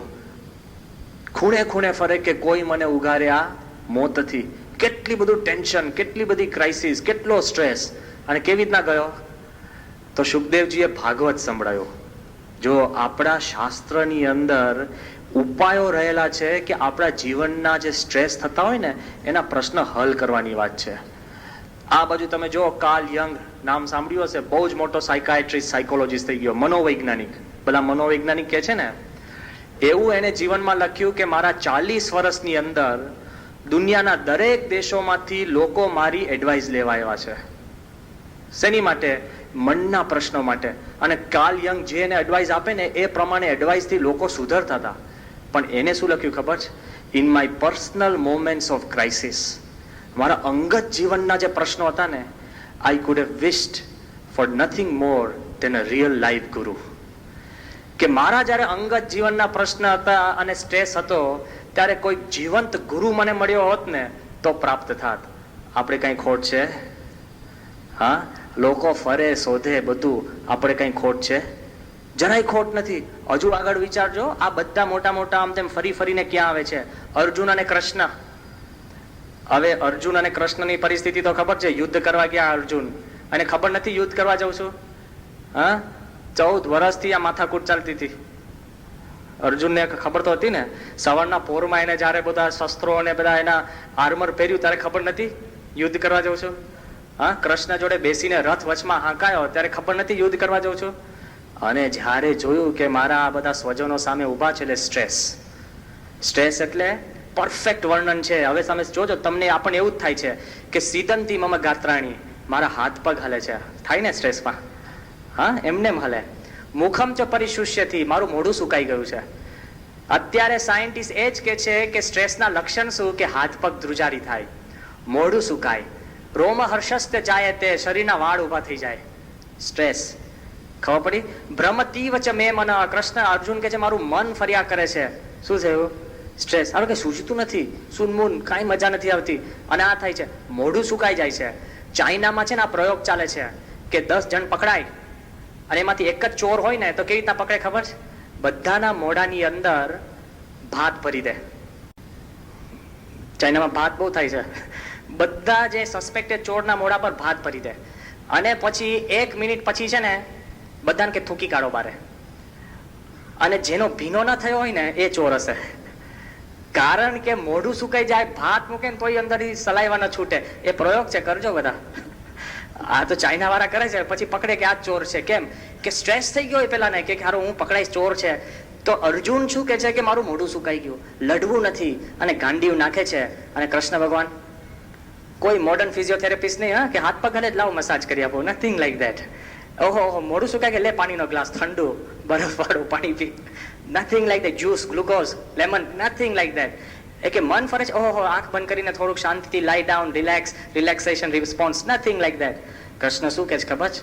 ક્લેબ્યમ માસ મગમહ પાર્થ નહીં ત્વૈતદ ઉપપદ્યતે શુદ્ધ હૃદય દૌર્બલ્યમ ત્યક્ત્વ તિષ્ઠ પરંતપ. કે છે કે મૂર્ખ, તું તારી આ હૃદયની દુર્બળતા તજ, ઊભો થા, અને તારે લડવાનું છે. પછી કૃષ્ણ શું કે છે? મન એને ટ્રેન કરે છે કે તું મરેલા માને છે તો ક્યારના મરેલા છે, તને માને છે કે તું મારે છે, ક્યારના મારાથી મરી ગયા છે. અને પછી કૃષ્ણ એને પોતાનું વિરાટ સ્વરૂપ દેખાડે છે, અને અર્જુન કે છે કે બરાબર છે. સ્ટ્રેસ ફ્રી થઈને પછી અર્જુન લડે છે અને જીતે છે. જો આ બાજુ આપણે જોવા જઈએ તો હકીકતની અંદર આપણા શાસ્ત્રની અંદર બધી જ વાતો અને વિચારો લખેલા જ છે, અને દુનિયા પણ એ રીતે ત્યાં જતી જાય છે કે કેમ રીતે માણસ સ્ટ્રેસ ફ્રી થાય. શ્રીજી મહારાજે પણ આપણને સત્સંગનો જે ઉપાય આપ્યો છે એ આનાથી પણ ચડે એવો ઉપાય છે. મહારાજ સારંગપુરના 18ના વચનામૃત વાંચો તમે. મહારાજ કહે છે કે બહુ મૂંઝાય ને માણસ, મૂંઝવણ થાય તો મહારાજ કહે છે કે કોઈકની જોડે વઢે. એકદમ સિમ્પલ મહારાજના શબ્દો છે. વઢે ક્યાં વધુ ખાય. જોજો, હા, આપણે મૂંઝાય તો આમ ખૂણામાં જઈને પાપડ શેકીને ખાઈ લે. પેલો કે મૂંઝવણ ટકી જાય ટેમ્પરરી, ટામેટા કાપીને મીઠું મરચું નાખીને ખાઈ લે. અરે ઘણી વાર એવા પ્રસંગ છે કે પ્રેમમાં પડ્યો હોય ને પછી છૂટો પડે તો ચોકલેટ ખાયા કરે, જાડો થઈ જાય. આ સ્ટ્રેસની નિશાન. પેલો કે પેટ છે ને સ્ટ્રેસનું પેટ છે, પાછું સુખનું સ્પેસ ના હોય. એટલે મહારાજે જે કીધું કે મૂંઝવણ થાય કાં તો વઢે, કોઈની જોડે લડે, ગમે તે બોલે મા બાપ જોડે, ભાઈ જોડે, કાં પછી ખાય, કાં પછી સૂઈ જાય. છે ને, આવી ગયા ને આપણે બધા. હા, ઉઠાડતા નહીં મને. હા, આમ આરામ ન હોય, એમાં ઊંઘ ના આવે, પણ કાં સૂઈ જાય ખૂણામાં માગ લઈને. અને મહારાજ કે છે એવી રીતે અનંત ઉપાય કરે ને છેવટે પાછો મરે. છે કે નહીં? મૂંઝવણ જો આપણે બરાબર ક્રિએટ ન કરી હોય તો મહારાજ કે છેલ્લે પાછો આપઘાત કરે. પણ શ્રીજી મહારાજ કે છે કે એને કરીને તો મૂંઝવણ ટળતી નથી. ગુણાત્યાન સ્વામી વાતમાં વાત લખી કે જે બીમાર થતા અને મૂંઝાતા એના ઉપર મહારાજ રાજી ન થતા, પણ જે હિંમત રાખતા એના ઉપર શ્રીજી મહારાજ રાજી થતા. એવો મહારાજનો સ્વભાવ. આપણે બીમાર થઈ કે મને આમ ટીબી થઈ ગયો, અરે મહારાજ સત્સંગી ટીબી થઈ ગયો, એને કઈ ટીબી જવાનો છે? અરે તમે સત્સંગી નથી, હું તમને તમે સત્સંગી જો બીજા 5 લાખ બિન સત્સંગી બતાવો એને ટીબી થાય છે. હા, કાલ ઉઠીને તો નાની નાની ફરિયાદ કરશો કે સાહેબ મને કેન્સર થયું, દેહ છે થાય. સાહેબ મને એક્સિડન્ટ થયો, કર્મ છે, દેહ છે, તે થાય. સત્પુરુષના પ્રતાપે એની મન અને શરીર અને આત્મા પર ઓછી અસર થાય, પણ થાય. કાલ ઉઠીને તો મહારાજ ને એવું કે સ્વામી મહારાજ કે હું જન્મ્યો કેમ કાઢો છું, એ પૂછો જ પ્રશ્ન. પણ જો બીમારી ના પૂછશો તો એ પૂછશો પછી, હા સ્વામી મારી હાઈટ કેમ 5 ફૂટ 1 જ છે, એ કે મહારાજ નો વાંક યાર, જેનેટિક પ્રોબ્લેમ છે, એમાં ક્યાં મહારાજને તમે અંદર ચડાવી દો છો. આ તો આ દુનિયાના પ્રશ્ન અને સ્ટ્રેસ છે ને એમને આવવાના જ. મહારાજે ગુણાત્યાન સ્વામી કીધું કે આ લોક એવો છે કે શ્રીજી મહારાજને પણ વગર વાંકે દુઃખ આવ્યા. મહારાજને વગર વાંકે દુઃખ આવ્યા. આપણી સમક્ષ પણ આવા સ્ટ્રેસફુલ ઇવેન્ટ્સ આવવાના જ. તો પહેલું મહારાજ શું કે છે વચનામૃતના ઉપાયમાં? First he says stop. તમને મનમાં મૂંઝવણ કે સ્ટ્રેસ થાય ને તો બધી ક્રિયા મૂકી દેજો, સ્ટોપ. મહારાજે તો ત્યાં સુધી કીધું કે ભગવાનનું ધ્યાન કરતા હોય અને મનમાં રજોગુણ તમોગુણના વેગ આવે તો શું કરવાનું? ધ્યાન મૂકી દેજો. બે ઘડી યુ શુડ સ્ટોપ. અને તમે સ્ટોપ નહીં કરો ને તો એ વિચારે કરીને બીજી બધી ક્રિયામાં અસર થશે. જોજો, તમારા પત્ની સાથે બોલવાનું થયું અને સ્ટ્રેસ ચાલતો હોય અને તમે બે ઘડી વિચારીને સ્ટ્રેસ ઓછો નહીં કરો અને દીકરો એકદમ કૂદતા હોય તો બે લાફા એને ચોડશો. થાય છે ને? બોસ દબડાવે તો ઘરમાં આવીને દબડાવે પેલો. વાંક તો ખાલી પાસો જ કરતો હોય છે. એમને આપણે વેઇટ ડિસ્ટ્રીબ્યુશન કરતા હોય, ભાર તો માથે જ હોય. પેલા ના કીધું કે બેગ આપણી બેગ લઈને જતા હોય ને, હાથ બહુ દુખે તો બીજા હાથમાં લઈએ, પછી આમ પાછળ રાખીએ, પછી બે હાથે ઊંચકીએ, પછી માથે લઈએ. આપણને કે હા રાહત છે. ભાઈ રાહત નથી, ભાર તો છે જ. ટ્રાન્સફર ઓફ લોડ ચાલે છે. એમ સ્ટ્રેસ તમે શોધતા નથી પણ એ ટ્રાન્સફર ઓફ સ્ટ્રેસ થતો હોય છે. એટલે પ્રથમ stop. When you stop, second thing મહારાજે શું કીધું કે તમે પરિસ્થિતિને પામો. ગુણાત્યાન સ્વામીએ પણ વાત કરી કે વિચાર્યા વગર ક્રિયા કરે ને માણસ, તેમાં જાજુ ભૂંડું થાય છે. એટલે ઓબ્ઝર્વ. તમને જે પરિસ્થિતિ સર્જાઈ હોય ને તમે જરાક ઓબ્ઝર્વ કરશો ને તો અડધો પ્રશ્ન થઈ જશે. એક માણસ બિચારો બસમાં જતો હશે અને બસની અંદર એક છોકરો એકદમ દોડતો ગયો અને પેલો માણસ કે બુઢો માણસ કે ભાઈ તને શું પ્રશ્ન? કે મારીને મરી જવું છે. એ કે કેમ? એ કે 50 પ્રોબ્લેમ છે મારા માથા પર. એ કે ખરેખર? એ કે હા. એ કયા પ્રોબ્લેમ છે? કે નપાસ થયો. એ કે બીજો? એ કે પપ્પા વળશે. એ કે ત્રીજો? કે ઝઘડો થશે ઘરમાં. એ કે તો સરખો જ થયો, પપ્પા વળશે. એ કે ત્રીજો? એ કે બસ મરી જવું છે. એ કે એમ નહીં, પ્રોબ્લેમ ગણાવ. મરી તો જવું છે પણ તું 50 પ્રોબ્લેમ કે પ્રોબ્લેમ ગણાવ. 3 પ્રોબ્લેમ ગણાઈને ઠૂસ થઈ ગયો, એકનું એક જ ચાલ્યા કરે. પેલો કે તું વિચાર કર, તું તારી જાતે મનમાં એમ માનીશ 50 પ્રોબ્લેમ છે ને તો તને 50 પ્રોબ્લેમનો ભાર લાગશે. તું એમ જ નક્કી કરીશ ખાલી મારે 2 જ પ્રોબ્લેમ છે ને તો 2 પ્રોબ્લેમનો ભાર લાગશે. સમજ્યા? આપણે આ કે સ્વામી ખલાસ થઈ ગયો, એ બોલતા જ નહીં. સ્વામી જરાક પ્રશ્ન છે એમ કહેજો. સ્વામી બસ ખલાસ થઈ ગયો, કોઈ મારું નથી. આટલા બધા અમે 650 સંતો સ્વામી છે, સત્સંગી છે, કોણ કોઈનું નથી? લોકો બારે રખડતા હોય કે એનો કોઈ નથી. આપણે તો આટલો બધો સમાજ બેઠો છે. Everybody is yours. Big difference છે. એટલે સેકન્ડ ઓબ્ઝર્વ કરજો શું પ્રશ્ન છે, ઊંડા ઉતરજો, જો અડધો પ્રશ્ન સોલ્વ થશે. ત્રીજી વસ્તુ છે ઇન્ટ્રોસ્પેક્ટ. જે પરિસ્થિતિ તમને પકડાય, ઝઘડો થયો તો જે પકડાય, પછી એમાં તમે ઇન્ટ્રોસ્પેક્ટ કરતા થોડીક અંતરદ્રષ્ટિ કરશો ને, જાજો ફેર પડશે. કેવો? એક માણસ, એને ખબર હતી કે 5:30 વાગે મારું પ્લેન ઉપડવાનું છે અમેરિકામાં, અને એને ગાડી ભગાવી છે. 4 ટ્રાફિક લાઇટમાંથી ઘૂસી ગયો અને લાલ લાઇટમાંથી ઘૂસી ગયો અને આખો ફૂટપાથ ઉપરથી ચડતો રહી ગયો અને 2 જોડે એક્સિડન્ટ થતા રહી ગયા અને પરસેવે રેપ જેપ થઈને એને એરપોર્ટની અંદર પાર્કિંગ કરીને ગાડી બંધ કરી નથી કરીને આમ ભાગીને જેવો એરપોર્ટના ત્યાં કાઉન્ટર ઉપર આવ્યો ને, હાફતો અને કે હા હમણાં પ્લેન ઉપડવાની એની પર છે ને, ત્યાં આગળ એરપોર્ટની પેલી બાઈ હતી ને, એને કીધું કે sir plane has been delayed 1 hour. અને પેલાની ટાંકી ફાટી. એ કે તું મને કહે છે કે પ્લેન ડિલે થયું? એ કે હા. એ કે લાવ મારા પૈસા પાછા, અને ડબલ ઘૂસે. એ કે મેં 10 ટ્રાફિક લાઇટ ઉડાડીને આ થયો ને, રસ્તા પર જતો 4 ને મળતો રહી ગયો ને, હું મળતો રહી ગયો ને, આમ ભાગ્યો ને તેમ ભાગ્યો ને, હું અહીંયા ટાઈમમાં, તું કે છે પ્લેન ડિલેટ છે, અને રાડી કરી નાખી. અને એમાં બીજો પેસેન્જર આવ્યો આમ હસતો, એને પેલી બાઈ કહે છે કે પ્લેન હેઝ બીન ડિલેડ. પેલો કહો થેન્ક યુ વેરી મચ. અને પેલાની બોચી પકડી, હારા મૂર્ખે કે હું અહીંયા દોડતો તો પાછી કથા શરૂ કરી. આમ ભાગ્યો ને 4 ને માર્યા ને આમ પડ્યો ને 2 ટ્રાફિક લાઇટ આમ કે માન ગાડી પાર્ક કરીને અહીંથી આમ ખુલ્લો, અત્યારે અહીંયા તું પાછો રાજી થાય છે. પેલો કે જો ભાઈ સમજ, 2 કારણ હોઈ શકે પ્લેન કેમ ડિલે કરે. જો કે બોલ. એ કે કાં તો છે ને પ્લેનમાં કઈ ડિફેક્ટ હોય એના એન્જિનમાં તો ડિલે કરે, કાં વેધર બરાબર ન હોય તો ડિલે કરે. એ કે 2માંથી એક પણ કારણ હોય તો મારે પ્લેનમાં ઉડવું નથી ભાઈ. વ્યાજબી છે કે નહીં? પેલો કે એ બરાબર છે કે શાંતિથી બેસને. તો કેવું છે, જો તમે પરિસ્થિતિને પામો અને ઇફ યુ ફાઇન્ડ આઉટ કે શું પ્રશ્ન છે તો તમારો અડધો સ્ટ્રેસ ઉતરી જાય છે. હજુ તો છોકરો ખાલી તમારી પાસે આમ આવે ને, પેલે કે નપાસ જ થયો છે ને, પેલો હાથ હલતો હોય કે પપ્પા 1માં પાસ થયો છે, કેવી ટેન્શન ઊભું થઈ જાય. તમે જો પરિસ્થિતિને પામીને આગળ વધો ને અંતરદ્રષ્ટિ થોડીક કરશો તો ઘણો બધો એમાં ફેરફાર થતો હોય છે. ચોથી વાત છે ફિલોસોફાઇઝ. ફિલોસોફી વગર છે ને સ્ટ્રેસ ઓછો થવાનો જ નથી. તમારો અંગત મિત્ર હોય કે એકદમ નજીકનો સ્વજન હોય અને ધામમાં જાય અને તમે પછી અખંડ આંસુ સાર્યા કરો, પાછો આવવાનો છે? કોઈ વૈજ્ઞાનિક મદદ કરવાનો છે? What happens? આપણે અમુક પરિસ્થિતિ આધ્યાત્મિક રીતે સ્વીકારવી પડશે જ કે જે જીવે છે જાય જ છે. ખ્યાલ આવ્યો ને? માણસ આ સ્વીકારી નથી શકતો ને, એટલે અંદર બળતરા, ચિંતા, ફરતો આમ મૂંઝા કરતો હોય છે. બહુ અગત્યની વાત છે. ગુણાત્યાન સ્વામીએ 5 ફિલોસોફી આપણને આપી. આ ફિલોસોફીમાં આ 5 વસ્તુ યાદ રાખશો ને કોઈ દિવસ સ્ટ્રેસ ન થાય. ગુણાત્યાન સ્વામી કહે છે કે તમને મૂંઝવણ થાય છે? તો આપણે કહે હા. તો ગુણાત્યાન સ્વામી કહે કોઈ પણ તમને મૂંઝવણ થાય તો પ્રથમ કાળની ગતિ વિચારજો. તમને એમ થયું કે સ્વામી કે મને જ્યાં મળતું હતું નથી મળ્યું, હવે જે તમને મળવાનું હતું એ 20 વર્ષ પછી છે નથી, અને તમે 20 વર્ષ પછી છો નથી. જો જેવી કાળની ગતિ વિચારશો ને તો દુઃખ ઓછું થઈ જશે. જોજો, તમારો દીકરો ઘરે આવે અને નપાસ થઈને આવ્યો હોય અને તમે એને મારવાના છો, પણ વિચાર કરજો 5 દિવસ પછી પણ તમે એને જમાડવાના છો ને? રાતે ક્યાં સુવાડવાના છો? ઘરમાં. તો એને પતાવી દેવાનો કેમ વિચાર કરો છો? જે પરિસ્થિતિ છે એને તમે 4 દિવસ પછીની વિચારશો ને કે 4 દિવસ પછી ચોકામાં ભેગા થવાનું જ છે. જો તમે ગુણાત્યાન સામે કે કાળની ગતિ થોડીક આગળ વિચારશો ને તો ગમે તેટલો પ્રશ્ન હશે ને તમારો પ્રશ્ન હળવો થશે ને થશે જ. એક ફિલોસોફી. બીજી ગુણાત્યાન સ્વામી વાત કરે છે કે જન્મ મૃત્યુનું દુઃખ વિચારજો.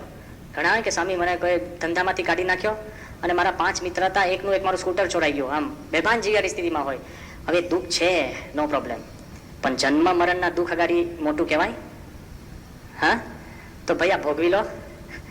અને આપણે સત્સંગમાં છીએ તે ભોગવી લેશો તો એને કરીને જન્મ મરણના દુઃખ ઉપર ચેકા વાગે છે. ડોક્ટર સ્વામી કહે ને કે તમને અત્યારે બધાને કહે કે રોજ તમારે સવારના 20 જણના સંડાસ બાથરૂમ સાફ કરવાના છે. કોઈ તૈયાર થાય છે? કોઈ આમાં સેવાભાવીઓ? અને આપણે તો સત્સંગી યુવકો છે. અને કોણ કે જે 20 જણ તમારા દુશ્મન છે એના સંડાસ બાથરૂમ, અને એવા સંડાસ બાથરૂમ કે એ લોકો તો સાફ જ નહીં કરે, તમારે જ કરવાના છે. આવી જાઓ. ખાલી પાણી નાખવાની વાત નથી. તો સ્વામી ખાલી મૂર્ખ જેવી વાત કરો ને. પછી ડોક્ટર સ્વામી કે તમને જન્મ ટીપ આપી હોય અને જિંદગીમાં જેલમાંથી બહાર ન જવાનો હોય, પણ તમને કે તમે અઠવાડિયું સંડાસ બાથરૂમ સાફ કરશો તો તમે જન્મ ટીપમાંથી છોડશું તો તૈયાર થાવ? હા, એ કે સ્વામી નો પ્રોબ્લેમ. કે બીજું કાંઈ? હવે સામેથી કહીએ કે બીજું કાંઈ કેમ? કે જે દુઃખ તમને પડે છે તે જન્મ મૃત્યુના દુઃખ અગાડી કાંઈ નથી. સ્ટ્રેસ નહીં થાય. તકલીફ હશે. કેટલાય આપણા હરિભક્તો બપોરે ખાલી એક જ વાર ખાય છે. કેટલાય હરિભક્તો અત્યારે અમદાવાદની હું વાત કરું છું કે રાતે બપોરની રોટલી ચા જોડે જમે છે. But they are happy. કેમ કે એના મનની અંદર એવી એક પૂર્ણતાનો કાંઈક અનુભવ છે ને એને કરીને માણસ સુખી હોય છે. એટલે ત્રીજી વાત ગુણાત્યાન સ્વામી કરી એના પર જ ભગવાનનો મહિમા વિચારજો. Why are they happy? કે આપણને જે ભગવાન અને સંત મળ્યા છે એને આપણી ચિંતા ઓછી કરવાની જાજી ચિંતા છે. ગુણાત્યાન સ્વામી કીધું કે આપણને એમ કે આપણને ભગવાન અને સંત ઉપર હેત છે, પણ આપણા કરતા આપણા ઉપર ભગવાન અને સંતને જાજુ હેત છે. તમને લાગે કે સ્વામી હું દુઃખી છું. સ્વામીને અનંત ઘણું દુઃખ છે કે તું દુઃખી છે. તેને એ ખબર છે કે આ છોકરો છે એને મેલેરિયા કાઢો તો ઇન્જેક્શન મારવું જ પડશે.